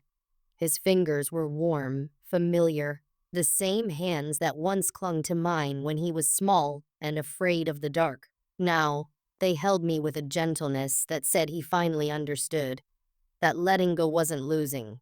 It was loving differently. We spent the morning talking about little things, the neighbor's new dog, the way the flowers in the garden had begun to bloom early. Every word felt precious. each moment luminous in its ordinariness. At one point, I reached for my tea and smiled. "Do you remember what your father used to say about the rain?" Daniel chuckled. "That it's heaven watering the roots of memory." I nodded, laughing softly. "Yes. He used to say that when storms came, it wasn't the world crying. It was the world remembering." The rain outside deepened for a moment, like it had been listening. After Daniel left for a few hours, I sat alone by the window again. The light filtering through the clouds looked exactly like the glow from my dream. Soft, forgiving, infinite. I closed my eyes and took a long breath. The warmth spread through my chest again, deeper this time. It wasn't pain. It was release. My fingers relaxed. My breathing slowed. And in that stillness, I heard them. "It's time, Mom." Adam's voice, steady, loving, certain. The door from my dreams opened wider in my mind. The field shimmered, the wind carrying the faint scent of lilies and rain. "Don't be afraid," another voice whispered, Clara's calm as ever, and Michael's voice followed, deep and warm. "You've done enough. It's time to rest." I smiled, a tear slipping down my cheek. "I'm not afraid anymore." The light grew brighter behind my eyelids. One heartbeat, then another, and another, softer, fading. Then, peace. It wasn't silence. It wasn't nothingness. It was music without sound, warmth without weight, love without distance. When Daniel returned later that evening, he found me by the window, a soft smile on my face, the tea untouched but still warm. The rain had stopped. The light from the setting sun wrapped around me like a blessing. He touched my hand and felt the stillness, not empty, but serene. A calm that didn't need explanation. He cried softly, pressing my fingers to his lips. "Goodbye, Mom," he whispered, but somewhere, in the rhythm of the rain, in the warmth of the fading sun, in the soft hum of his own heartbeat, he could almost hear me whisper back, "Not goodbye, my love, just home." At the cemetery weeks later, Daniel stood beside the small headstone beneath the oak tree. The inscription was simple, "Margaret Coleman." She carried every heart with grace. He smiled through tears, pressing a lily to the ground. The wind stirred gently, brushing against his cheek like a kiss. And in that fleeting moment, just before the light faded, he could have sworn he heard it. Thump, thump, 2 heartbeats. Hers, and all the ones she carried home. Some stories don't end where we think they do. They linger, in the quiet between heartbeats, in the warmth that remains after goodbye. Margaret's journey wasn't just about survival. It was about grace, the kind that carries others even when the world has already let go. She learned that love isn't bound by blood or time, that sometimes the heart we carry isn't just ours. It's a chorus of every soul we've ever loved, every forgiveness we've ever given, every goodbye that still echoes softly in the dark. And when her heart finally rested, it didn't stop. It simply changed homes. So maybe this isn't the end. Maybe this is what love was always meant to be. A light that doesn't fade. A heartbeat that never really stops. This was her story, her truth, her voice. Untold. Until now.